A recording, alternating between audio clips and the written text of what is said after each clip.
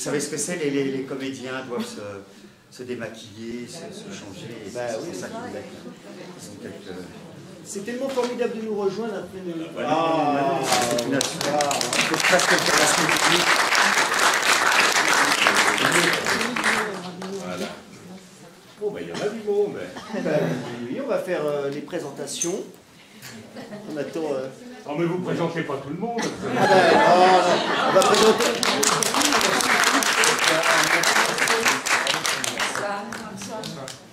Alors donc on va présenter tout le monde. Donc on va commencer par... Comment tu t'appelles?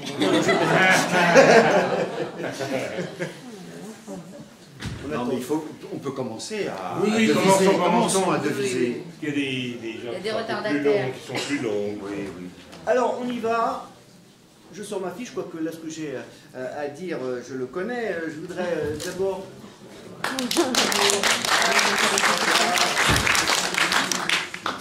Alors, donc bonsoir à tous. Déjà, je voudrais remercier, parce que je ne voudrais pas oublier.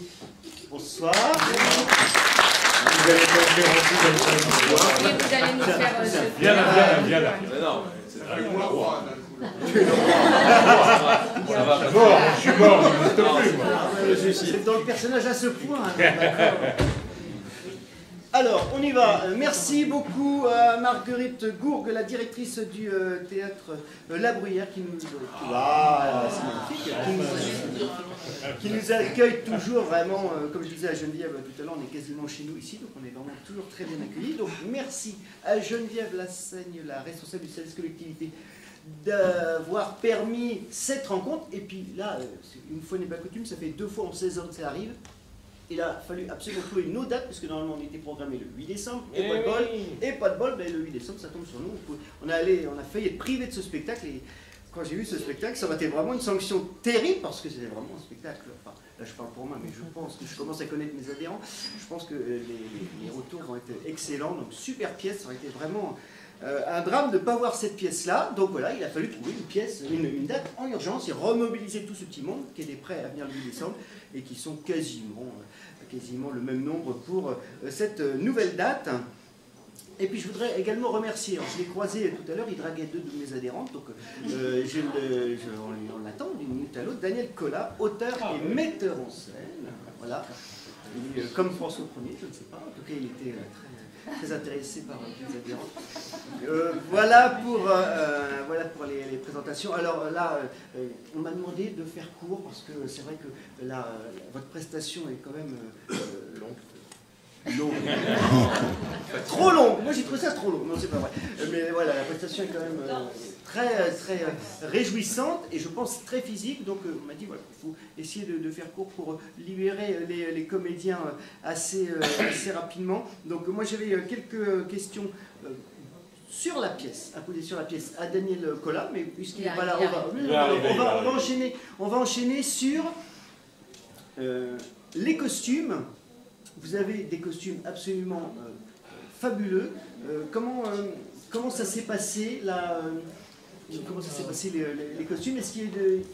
Voilà le metteur en scène et auteur. Voilà. Daniel Collat.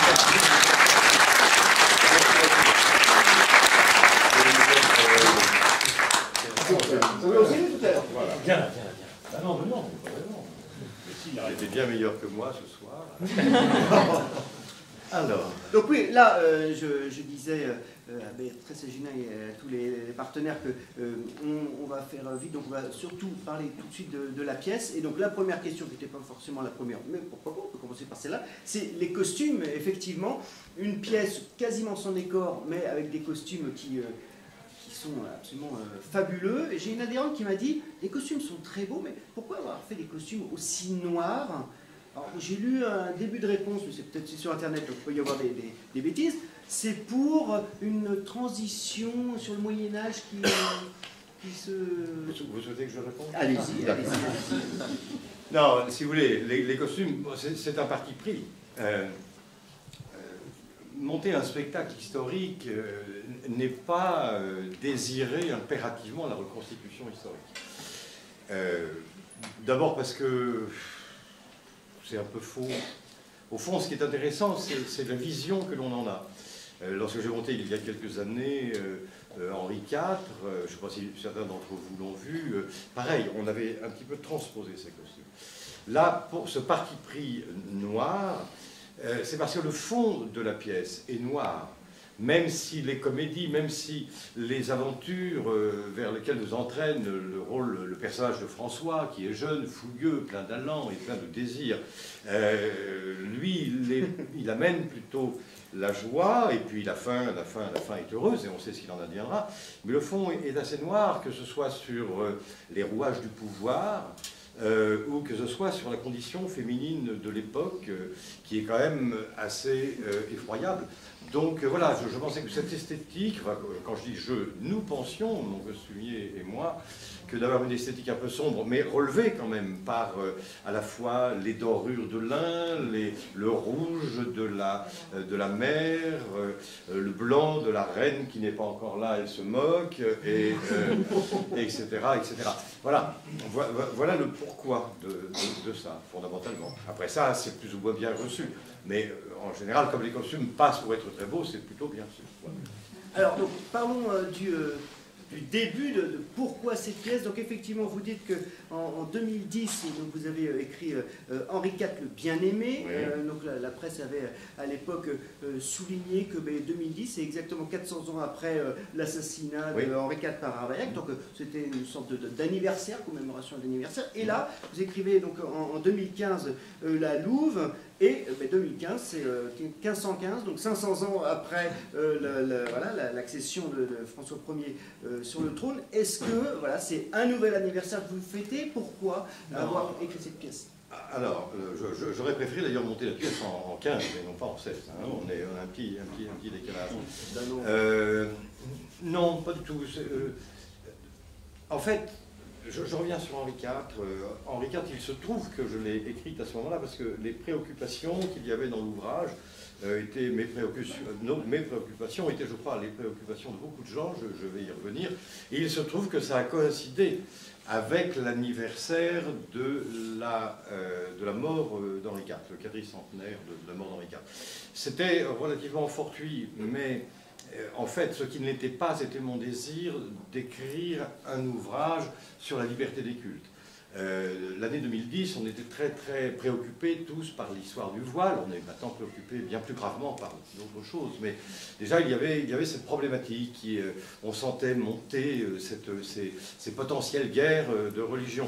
Et il me semblait que de faire un corollaire entre les guerres de religion d'Henri IV de l'époque, c'est-à-dire entre protestants et catholiques, et d'en faire un corollaire avec ce qui se passait en 2010 et ce qui se passe maintenant, pouvait être extrêmement intéressant. Et ça s'est avéré le cas. Et la date anniversaire est tombée comme ça. Pour François Ier, non, je n'ai pas spécialement cherché à faire anniversaire. Il se trouve que lorsque j'ai écrit cette pièce, je me suis dit qu'il faudrait la monter en 15, et puis on l'a montée en 16.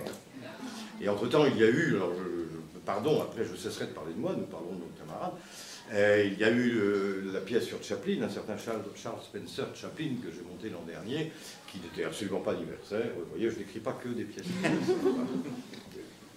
Alors non, là on parle pas spécialement de vous, nous ce qu'on cherche à comprendre c'est d'aller un petit peu plus loin que la pièce. Et c'est vrai que quand on regarde cette pièce, donc apparemment sur le papier, pas de décor, pièce historique, plus de 2 heures, 7 personnages, c'est vrai qu'on se demande comment vous avez fait pour convaincre un théâtre pour monter ces pièces-là. Est-ce que ça a été compliqué à monter? C'est une question ambiguë parce que non, ça n'a pas du tout été compliqué. La directrice a lu cette pièce et l'a lu, voilà. Non. Non, c'est difficile de répondre à cette question parce que c'est parfois très compliqué de monter un ouvrage, parfois moins. Parfois c'est, je ne sais pas comment dire, la pièce par elle-même convainc. Voilà, alors vous avez survolé l'histoire là du fait qu'il n'y ait pas de décor, mais comprenons qu'il y a quand même 16, 15 ou 14, je ne sais plus, séquences. Hein. On ne va pas reconstituer sur chaque séquence un décor réaliste, soit de l'hôtel Saint-Paul, soit de l'hôtel d'Angoulême, soit encore une autre chambre de l'hôtel d'Angoulême. Donc il fallait prendre un parti qui permette de juxtaposer les différents décors, en faisant, au lieu d'amener des décors réalistes, de faire travailler l'imaginaire du spectateur, en changeant des chandeliers de place, en les remettant toujours à la même place quand on est à l'hôtel d'Angoulême, etc., etc. Et je crois que, il me semble, c'est pas à moi de répondre là, pour le coup, mais il me semble que le spectateur visualise à ce moment-là, par l'imaginaire, un certain nombre de lieux, alors que de reconstituer ça serait strictement impossible. Et puis au fond, plus tellement dans les sensibilités actuelles, on serait même actuellement dans un très grand théâtre, que je n'aurais pas fait ça, hein, bien évidemment pas. Vous avez la Reine Marie qui vient d'arriver.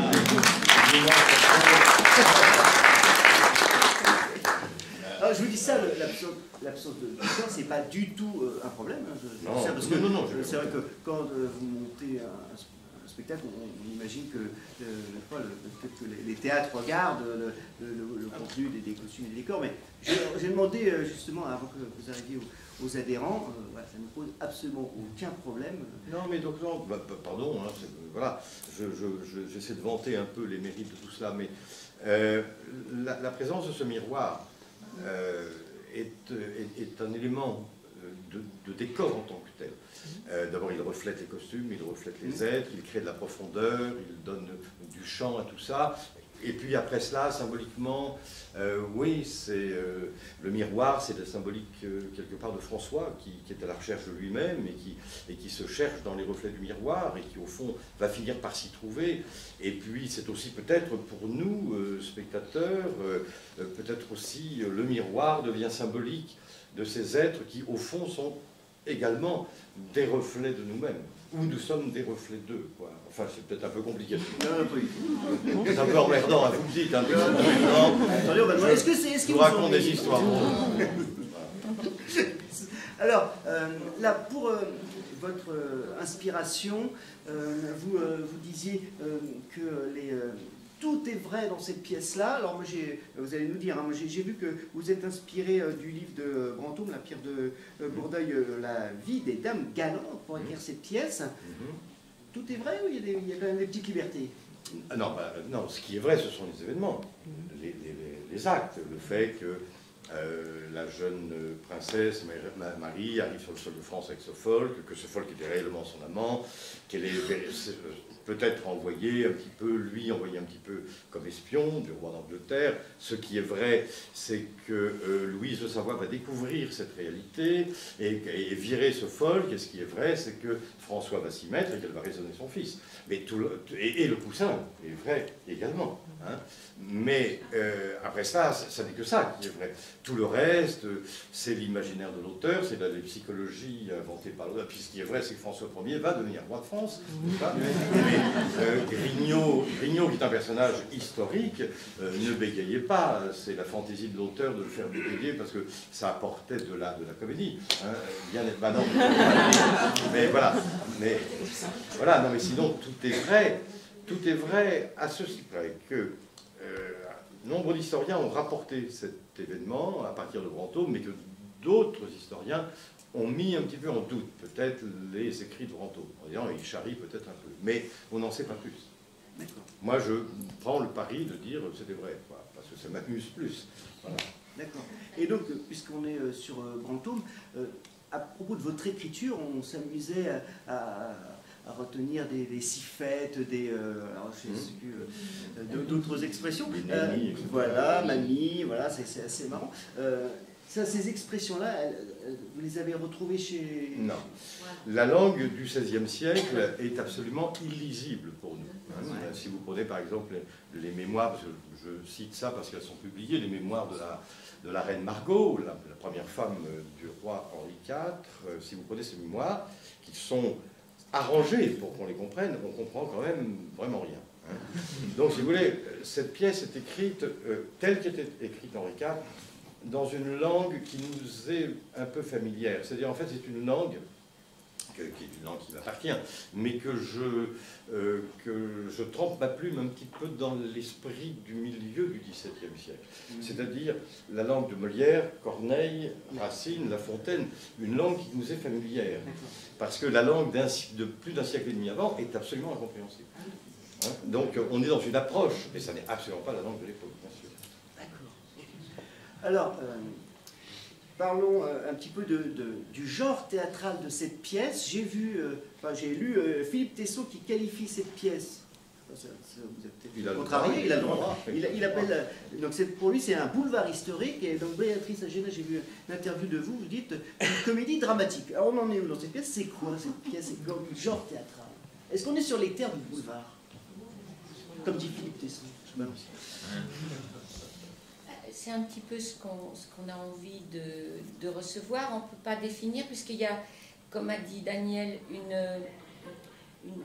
quelque chose de noir, de profond. C'est la peur de cette femme qui a la prédiction, qui a la conviction que son fils va être roi, et que la trame, précisément, elle est qu'il aille au bout de ça, alors qu'elle en a qui fait tout pour ne pas y aller, et que ça c'est dramatique. Moi j'ai une partition plus dramatique que comique, et puis il y a toute la partie drôle, fantasque, imaginée par Daniel, même si elle s'appuie sur des faits réels, et là on pourrait dire que c'est de la comédie pure. Donc moi je dis que c'est une comédie dramatique, mais on pourrait presque dire que comme dans certaines pièces de Shakespeare, c'est presque de la tragicomédie, si on veut. Donc la définir exactement, je ne sais pas, il n'y a que les critiques qui peuvent le faire. Non, mais oui, pour préciser, pourquoi Tesson écrit ça? Parce que, oui, l'anecdote est boulevardière.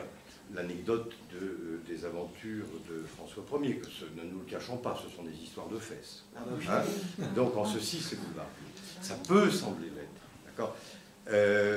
Néanmoins, et puis parce que Philippe Tesson n'avait pas envie peut-être d'aller plus loin. Sans mélanger les torchons et les serviettes, bien évidemment, mais on est davantage dans des références, pardon, j'ose à peine dire la chose, mais shakespearienne, en fait. On mélange à la fois la tragédie, parce que la mort de Louis XII est une tragédie, on y mélange le rire, et on y mélange la sériosité des propos sur le pouvoir.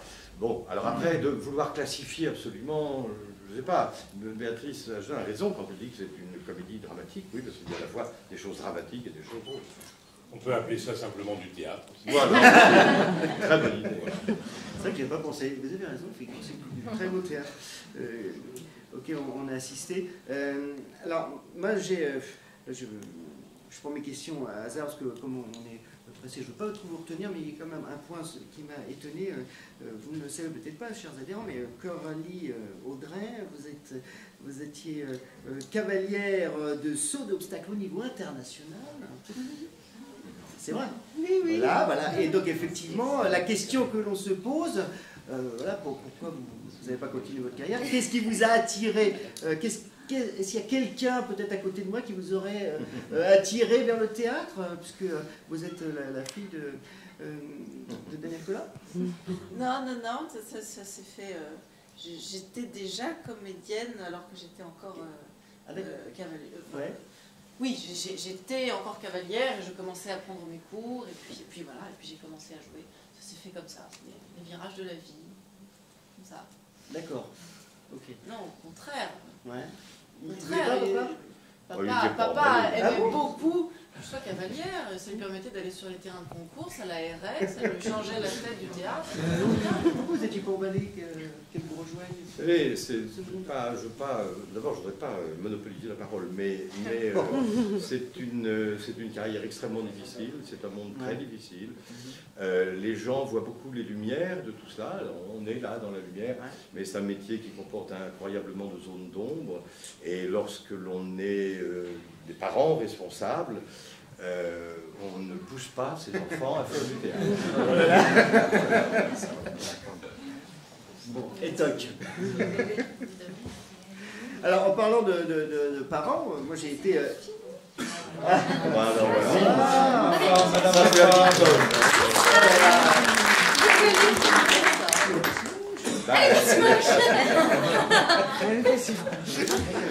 suis démaquillée. Ça met du temps. Moi J'ai lu un article où on dit de vous, quel courage de s'en les dire. Est-ce que c'est du courage? Oh, c'est drôle à faire. Ouais. C'est très drôle à faire. Et Daniel a eu... Pareil, il fallait avoir beaucoup d'imagination pour me prendre dans ce rôle. Ah, quel plaisir. Et grâce à Béatrice qui a trouvé une formidable maquilleuse qui m'a appris toute une technique pour vraiment casser tout le visage, les pommettes, les ongles, faire de la bouche qui dégringole, le nez, tout ça. Parce qu'au départ, on avait essayé un faux nez en latex, ça faisait ridicule, il fallait pas non plus que ça fasse parodie. Parce qu'il y a déjà le costume qui est déjà bien gros et bien lourd, plus la chaussure boiteuse, donc il fallait pas que ça fasse trop non plus. Donc là, vous avez un pied beau, c'est ça, pour boiter? Oui, c'est ça. Enfin, en fait, depuis quelques représentations, secrètement, je l'enlève un peu parce que c'est très très douloureux.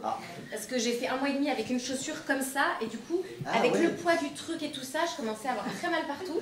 Donc là, dès que je peux, je l'enlève un peu pour être un peu à plat sur les 2 pieds. Mais dès que je peux, je boite. Et vous savez le metteur en scène, ça, qu'elle triche sur les Mais accessoires? non, Ah ben voilà. Ça y est. C'est voilà. Donc demain, il y a un compte rendu, une mise au fait de ça. Comme ça, vous savez. Non, mais la preuve, ça s'est pas vu. Et donc, justement, on parlait de la filiation au théâtre, et donc avec Gaël Giraudot, on pouvait s'attendre que, compte tenu de votre filiation, vous vous retrouviez sur les planches, ce qui est le cas, mais en fait, c'était pas forcément, d'après ce que j'ai pu lire, c'était pas forcément la voie toute tracée, parce que vous avez une maîtrise d'économie, hein, si je me suis bien documenté. À l'époque où je savais pas ce que je voulais faire, oui. Alors, c'était ma question, mais bien. vous avez fait une maîtrise économique, vous ne saviez pas Non, ce que vous alliez en faire? non, je savais pas ce que je voulais faire de ma vie, quoi. Vraiment. D'accord. C'est un peu le mal de beaucoup de jeunes, hein. C'est qu'aujourd'hui, effectivement, on peut, entre guillemets, prétendre à tout faire, ou en tout cas se diriger, et parfois trop de choix nous perd un peu, quoi. Et du coup, moi, je me suis retrouvé à la sortie du bac à me dire, qu'est-ce que j'ai envie de faire, quoi. Et ça aurait pu être comédien. Ça aurait pu être comédien, mais en l'occurrence, ce n'était pas d'actualité, c'était pas du tout dans mon esprit. D'accord. Peut-être pour éviter de faire comme mes parents, justement, me différencier. Enfin, à cet âge-là, on a plein de choses dans la tête, on ne comprend pas. Donc j'ai poussé je suis allé à la fac, comme pas mal de gens, en me disant, je vais bien trouver un jour qu'est-ce qu'il veut faire. Ouais. Et puis j'ai trouvé, par un petit article déchiré à la con qui parlait d'une école de jeux vidéo, moi qui étais passionné par ce média-là. J'ai appris qu'il y avait des écoles où on pouvait faire et imaginer les univers et les personnages pour les jeux, quoi. Un truc énorme. J'ai tout plaqué, j'étais en train de faire mes concours d'école de commerce et tout, j'ai tout lâché et j'ai foncé à Valenciennes. Bon, mais c'était très bien, 2 ans. Donc après j'ai bossé dans le jeu vidéo. Ça n'a rien à voir avec la comédie, là. Comment on arrive à la Ça n'a rien à voir avec la comédie? comédie, si ce n'est que c'est quand même du jeu. Non mais c'est vrai, c'est que moi j'ai toujours été passionné par le jeu. C'est une chose qui me fascine, c'est mettre des gens dans un cadre et avec un ensemble de règles et regarder comment ces gens-là se débrouillent, s'inventent des choses, etc. C'est quelque chose qui me passionne. Un peu comme la société, hein, c'est un ensemble de règles dans lequel on met des gens. Donc voilà, moi le théâtre m'était pas venu à l'esprit, mais effectivement, il y a quelques années, je me suis dit, pourquoi tu n'as jamais essayé le théâtre? C'est aussi du jeu, voilà, et je suis resté grand enfant, donc j'ai essayé, et puis ça m'a bien plu. Est-ce qu'il y a des questions dans la salle sur la pièce, sur votre ressenti? Tout simplement un ressenti. Oui. La question c'était le texte, votre texte, il est très très long. Comment vous faites pour Mon texte à moi, il est très long. J'ai fait un littéraire, je suis professeur de philosophie, j'ai choisi plutôt la philosophie, mais le texte, ça m'époustoufle. Il faut combien de temps pour apprendre un texte comme ça? Ça prend assez de temps quand même. Mais... Assez de temps, mais ça peut... Une fois qu'on a commencé à se lancer, ça paraît pas si long quand on le joue. Parce que c'est des états, donc oui, il y a un support de texte formidable, mais ça paraît pas si long que ça quand je le dis moi. Ça ne me paraît pas si long. J'espère que ça vous a pas ennuyé. Non, elle est impressionnée là, elle est C'était impressionnée. admiratif. J'ai beaucoup de chance parce que c'est très rare d'avoir du théâtre contemporain féminin avec cette densité-là, avec cette force-là. C'est très rare. Il n'y a pas beaucoup de rôles qui permettent d'avoir des États comme ça, très, très forts, au fond, les États plus d'une mère que même d'une femme de pouvoir. Elle est aussi une femme de pouvoir, mais l'État, il est la folie d'une mère qui ne veut pas lâcher son enfant, qui ne veut pas qu'il rate cette marche-là, quoi. Moi, je pense que certaines mères peuvent, quand elles voient que leurs enfants sont en train d'aller là où elles ne le souhaiteraient pas, ou qu'elles pensent que c'est très mauvais pour eux, se mettre dans ces états-là et dire autant de choses que ça. Voilà, merci. Et c'est vrai que moi, la question que je me pose quand on regarde tous les personnages, là, ils aiment la France par-dessus tout, ou c'est vraiment de l'ego surdimensionné? Il faut ça pourquoi, en fait? C'est pour son fils qui a fait ça? Ah non, je crois que c'est un amour absolu. C'est la France avant tout? Ah oui, oui, oui. Oui, ça, j'en suis persuadée. Je ne sais pas ce que tu as dit. Ils sont dans le bout du pouvoir. Et ils sont... oui, il y a un sens de l'État, quand même, chez François, parce qu'il n'est pas héritier direct, enfin, il est héritier présomptif. Donc, et sa mère l'a toujours élevé dans l'idée de, peut-être, en tout cas d'avoir une place importante. Il n'aurait peut-être pas devenu roi, bien évidemment pas si Louis XII avait eu un dauphin, mais il aurait eu une place très importante dans le royaume. C'est le cousin c'est le collatéral le plus proche. Donc ce sont des gens qui sont quand même élevés dans l'idée de la gouvernance, de l'État et de la haute idée de tout ça, oui, bien évidemment. Bah oui, c'est quand même la base, je dirais, du monde dans lequel on est, de l'Europe aussi, parce que tous ces petits États, bien sûr, il y avait une histoire de pouvoir, mais il fallait aussi construire, et la royauté était un symbole extrêmement fort. Donc je pense qu'ils étaient convaincus. Après, il y avait des bons rois et des mauvais rois, des bonnes personnes et des mauvaises personnes, mais ils étaient convaincus de ce qu'il fallait absolument réunir et tenir. Ils en étaient convaincus. C'est pas seulement une histoire de pouvoir, c'est aussi quand même de faire une Europe, enfin, de garder ce qu'ils avaient, puisque quand même tous ces petits États étaient morcelés, et à un certain moment, cette histoire de Bretagne, par exemple, la France était plus forte si la Bretagne était rattachée à elle. Oui, la reine Marie d'ailleurs fait une réponse dans ce sens, dans la mesure où elle dit vous pouvez également vous servir de la guerre pour reprendre ce qui vous appartient aujourd'hui. Mais c'est vrai qu'à l'époque, c'était beaucoup plus facile de le faire par ce biais-là, c'est-à-dire par la femme. Mais on retrouve la même chose, vous parliez que de la volonté des femmes vis-à-vis de leur progéniture pour monter sur le trône, mais on retrouve d'une manière plus contemporaine avec l'histoire de la famille Kennedy, où le père Kennedy a passé sa vie à vouloir porter ses fils successivement au pouvoir. De toute façon, et à l'époque, il a été un très grand roi. Oui, à l'époque, je crois que c'était toute cette partie de l'ouest de la France était aux Anglais. C'est-à-dire que c'est vrai qu'il y avait des batailles, et c'est vrai que la proximité de l'Angleterre faisait que il y avait toujours l'envie de reprendre. Donc ça, ne serait-ce que ça, cette partie-là, elle est passionnante. Parce qu'effectivement, le mariage entre Marie d'Angleterre, sœur du roi Henri VIII, et Louis XII, n'était quand même au départ qu'un arrangement, et comme presque tous les arrangements de cette époque-là.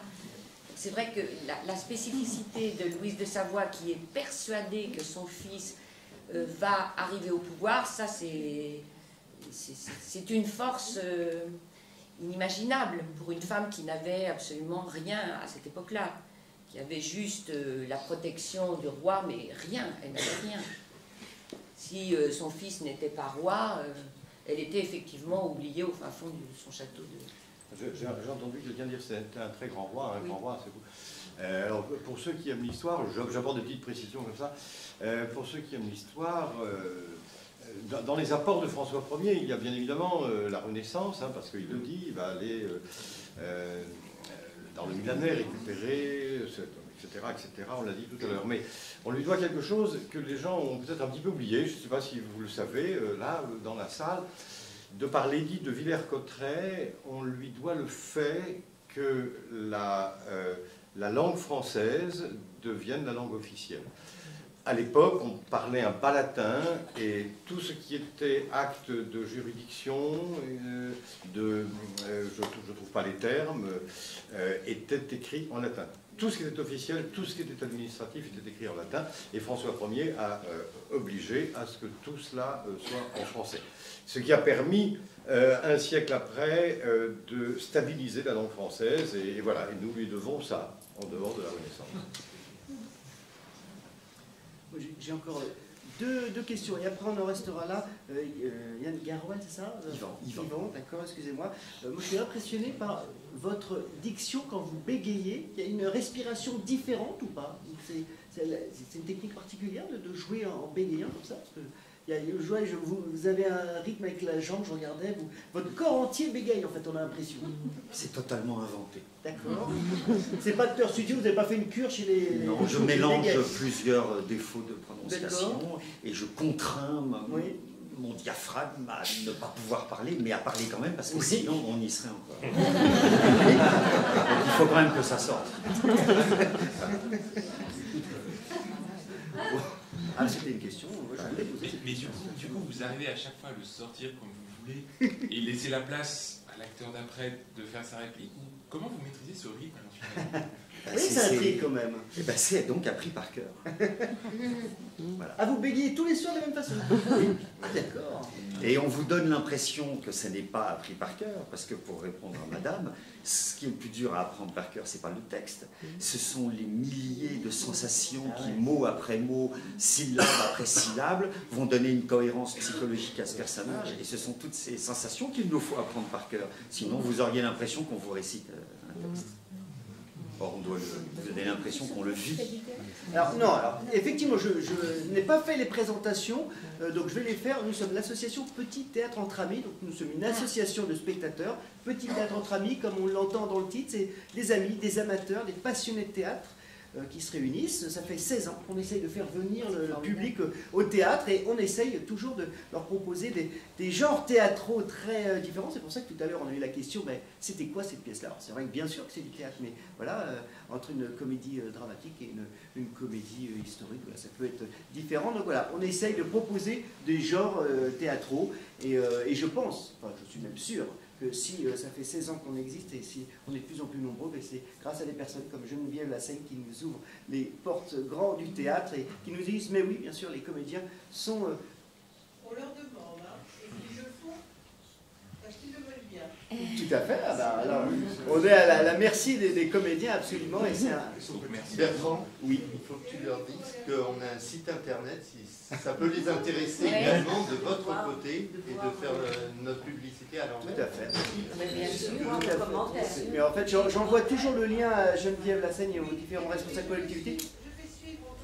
Voilà, tout à fait, parce que notre rencontre de ce soir, notre petit débat est filmé là, et donc on met en ligne nos échanges, et puis après je demande aux adhérents de donner leurs impressions sur la soirée, et alors là, terrible, on leur demande de noter la pièce, mais je vous rassure, je pense que ce soir, s'il n'y a pas du 9 sur 10 ou du 10 sur 10, ou alors je m'y connais plus, mais voilà, ça va être... mais ils peuvent ne pas aimer, c'est ça aussi là, on peut ne pas aimer. Vous arrêtez sur Paris la pièce. Comment? Oui, elle s'arrête la pièce. La pièce s'arrête à Paris. La pièce s'arrête dimanche. Et vous partez en tournée? Non, pas tout de suite. On partira en tournée en septembre. Mais la pièce s'arrête dimanche et il est fort question que nous la reprenions en fin janvier. Je vous le dis pour que vous puissiez en parler à vos amis, puisque vous l'avez vu, donc vous avez envie de revenir. Vous pourrez le dire à vos amis si vous voyez la Louve de nouveau s'afficher. Voilà. Et ça partira en septembre, en tournée en province. On sait pourquoi c'est arrêté? Non, pas du tout, parce qu'il y avait, dans ce théâtre prévu pour les fêtes un spectacle de musique, de chansons. Et donc nous, on a quand même honoré notre contrat, puisqu'on a joué 90 représentations. D'accord. Est-ce qu'elle sera reprise dans le même théâtre? Non, dans un autre théâtre. C'est pas encore fait. C'est pourquoi je ne vous dis pas le nom du théâtre. Je ne mets pas les billets en vente ce soir. Alors, moi, j'ai une dernière question à vous poser, Béatrice Génin. Je sais pas, peut-être que la question va vous embarrasser. Vous me dites si vous ne voulez pas répondre, vous répondez pas, il n'y a pas de problème. En fait, il y a une petite tradition dans notre association. À chaque fois qu'on a l'occasion de rencontrer un ancien sociétaire de la Comédie Française, donc je parle à Pierre Vial, Jean-Paul Borde, Jean-Pierre, on leur a demandé leur vision. Qu'est-ce qu'ils pensent de la Comédie Française aujourd'hui? Qu'est-ce qu'ils en ont pensé quand ils étaient sociétaires? Et on a eu des réponses différentes. Alors Jean-Pierre, il est vraiment, il met la Comédie Française au-dessus de tout. Jean-Paul Borde est un peu plus mitigé. Qu'est-ce que vous en pensez, vous, de la Comédie Française? Est-ce que ça a été un bon souvenir? Et quel est votre regard aujourd'hui sur la Comédie Française? C'est un lieu absolument inouï, extraordinaire, où d'abord, qui a une tradition très forte. Donc, oui, je suis absolument... J'aime la Comédie Française, mais pour moi, en tant que jeune femme, c'est pour ça que je l'ai quittée, c'était un petit peu étouffant. Je n'étais pas destinée à y rester 20 années, comme j'avais signé 20 ans, et ça m'a paru beaucoup de... Au bout de 10 ans, c'est pas que j'en avais fait le tour, mais c'est que moi, j'avais besoin de voir à l'extérieur ce qui se passait au théâtre. Et on est quand même à l'intérieur de la Comédie Française, en vase clos. C'est un merveilleux outil, c'est un théâtre exceptionnel, mais il n'y avait pas que ça dans ma tête, il fallait que je voie d'autres choses. Donc je n'ai pas regretté de m'en aller. Mais ce n'était pas contre la Comédie Française, c'était plutôt moi qui me sentais... j'étais sans doute trop jeune. Si j'y étais entrée plus tard, j'aurais peut-être consacré ma vie. Mais à l'époque, j'étais encore trop jeune, je voulais voir d'autres choses. Parce que c'est un contrat exclusif, c'est ça? Si vous êtes à la Comédie Française, on ne peut pas jouer ailleurs. C'est ça. On a le droit d'avoir des congés et de jouer au cinéma, au théâtre, et dans les théâtres subventionnés, mais pas à Paris, dans le privé. Ah d'accord. Et donc moi je suis rentrée relativement jeune et au bout de 10 ans je me disais il y a d'autres choses, il y a d'autres formes de théâtre. Donc voilà, c'était la raison pour laquelle je suis partie. Mais j'ai rien contre... Mais c'est un beau souvenir de toute façon. Oui, oui, absolument, j'ai appris. D'accord. Une carte de visite. On part avec une carte de visite. Oh, je dirais pas ça. Non, c'était une question. Non, je dirais pas ça. On part avec une sorte de handicap parce que pendant 10 ans, on a appartenu à la Comédie Française et à part quelques hommes, et pas beaucoup de femmes, à part quelques hommes comme Gallienne, Podalides, Charon, qui avaient une carrière parallèle, on est quand même oublié. Et moi, je suis sortie de la Comédie Française, j'avais tout à refaire, quoi, parce que personne ne savait qui j'étais. Donc, c'est à double tranchant, quand même. Très bien. Écoutez, on va en rester là. Merci beaucoup.